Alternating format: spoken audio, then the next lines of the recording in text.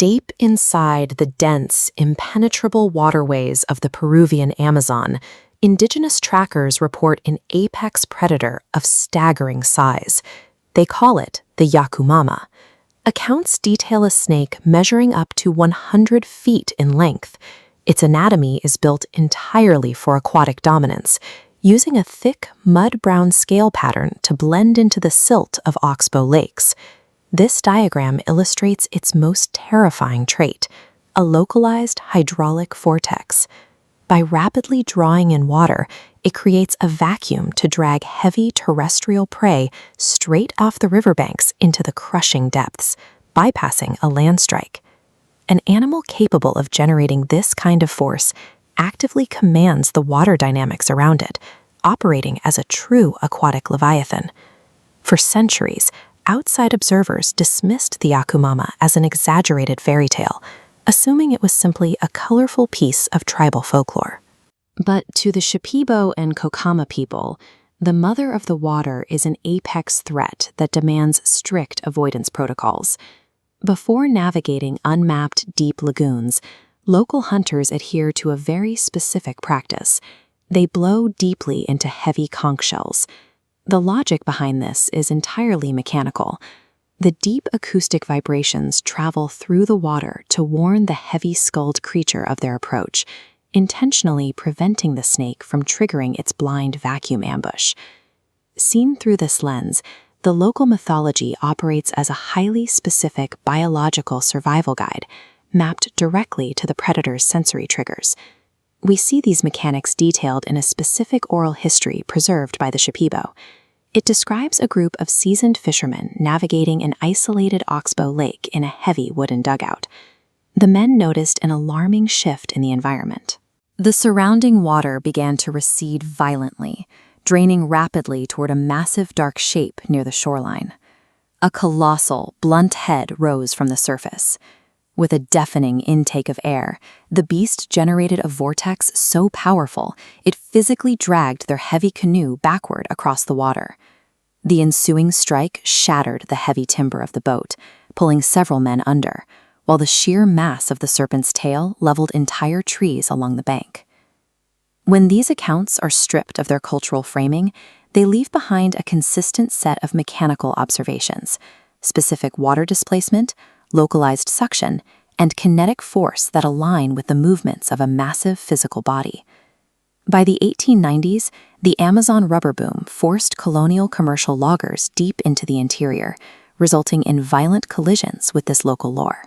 At one isolated Peruvian logging camp, a string of midnight disappearances began terrorizing the workers, prompting the surviving men to search the perimeter.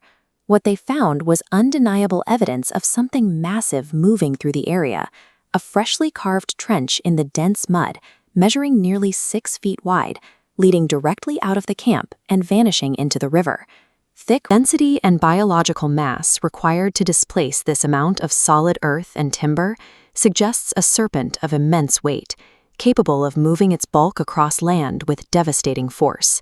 Rubber trees along the trench path had been cleanly snapped in half, and the ground itself was coated in a dense, noxious aquatic slime. This specific incident, recorded in historical logging diaries, marked the moment the Yacumama crossed over from unwritten lore and stamped a measurable physical footprint into the historical record. Thanks to these overlapping historical accounts and physical data points, modern expeditions are changing their approach. Researchers are treating the Amazonian Titanoboa as an unclassified biological anomaly that requires active scientific tracking. Today, river expedition teams are deploying serious hardware. They are anchoring automated environmental water samplers deep into the muddy banks of uncharted oxbow lakes.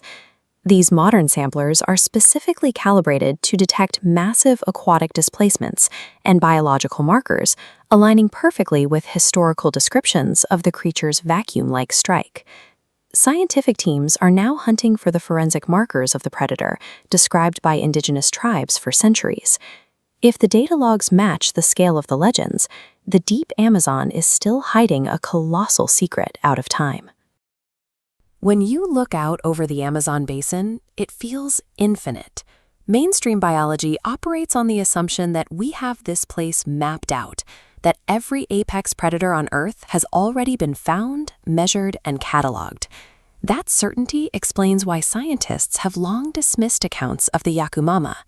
For decades, researchers have maintained that terrifying encounters with a massive river monster are simply sightings of a known predator, the green anaconda.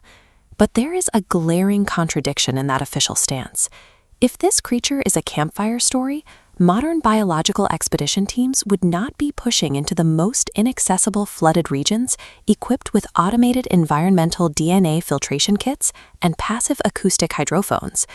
The data coming out of these expeditions points to a different conclusion. The secluded, lightless oxbow lakes of the deep Amazon may harbor a living aquatic constrictor that rivals the prehistoric Titanoboa, a predator that forces a reevaluation of what is biologically possible. The first recorded evidence didn't come from a rumor. It arrived in 1906 from Major Percy Fawcett. Fawcett was a meticulously precise British military surveyor tasked with mapping the remote Brazil-Bolivia border. While navigating the Rio Abuna, a colossal triangular head breached the surface beside his boat. Fawcett fired a .44 caliber round straight into the creature's spine, sending the beast into violent death throes that churned the entire river. Fawcett stepped onto the muddy bank and measured the carcass at 62 feet. Though the scientific establishment in London ridiculed his report, he defended the biological reality of that measurement until his death. 16 years later, in 1922, another sober observation corroborated Fawcett's findings. This time, it was Father Victor Hines, mitigating the Amazon River near the town of Óbidos.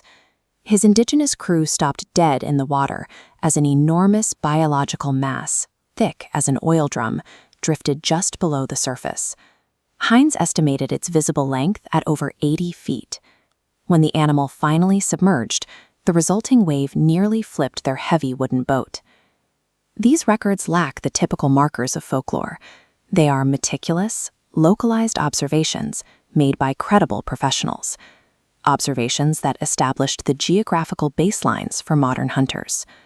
Following a severe rainy season, a modern team of indigenous guides conducting an ecological survey deep inside a flooded section of the Peruvian Amazon discovered a site that defied the known rules of the jungle. They found the pulverized carcass of a 15-foot black caiman. This is an apex predator, protected by thick armored bones. Yet this specimen had been crushed with enough force to pulverize its skeletal structure. Leading away from the kill site was a fresh U-shaped trench gouged into the mud. While a green anaconda leaves a trail only a fraction of this width, this track measured a full 5 feet across.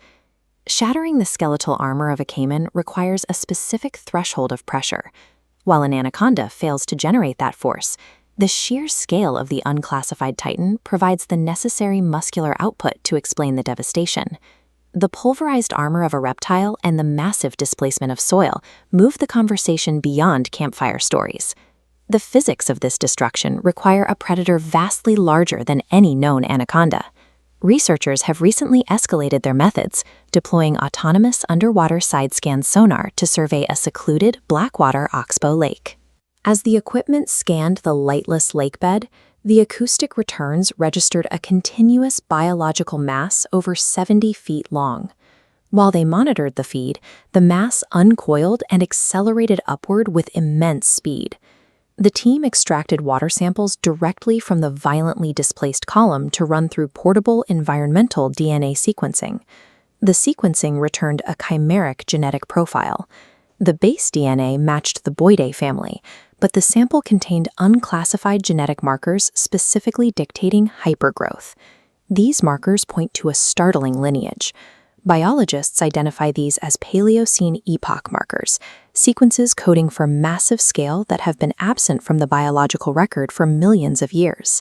Pairing a 70-foot sonar contact with ancient hypergrowth markers creates a compelling case for a living relic, a creature that exists at the intersection of sonar data and molecular biology. Phi-slit mud trenches, crushed apex predators, and unclassified eDNA profiles provide a weight of evidence that traditional skepticism can no longer ignore.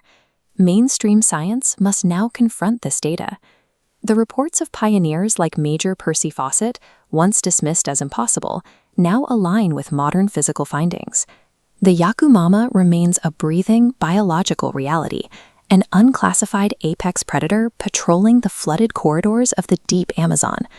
As technology continues to map these blackwater lakes, the survival of this colossal aquatic serpent stands as proof that the empirical frontier of our deepest jungles remains uncharted.